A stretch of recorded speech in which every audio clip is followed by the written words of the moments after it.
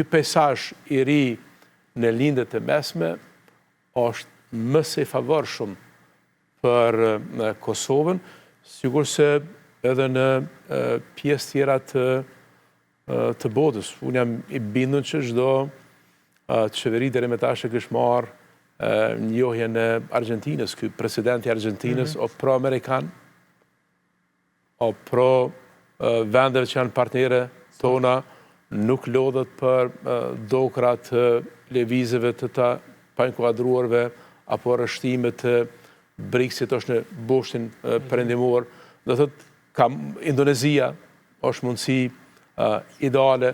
Prandaj kjo periudha trupat tona me Indonezinë duhet me shërby në Gaza dhe komandantin e Indonezisë kanë me pas. Sakt. Prandaj kjo periudha e gjatë e izolimit ndërkombëtar në këto 5 vitet e fundit, 6 vitet e fundit, e cila mund të ndodhë edhe në tallmen, me thënë drejtën është kam shqetëson. Në rast që ka zgjedhje, ndron toni bisedës tonë të ardhshme, kemi me folë për fushat, në rast që nuk ka zgjedhje, ka rrezik që do prej këtyre temave ju kthehemi edhe tentojmë me majtë për fjalë, edhe kuvendin edhe ato që qeveria ka bërë. Ju falenderoj shumë për bisedën. Dhe qofshi.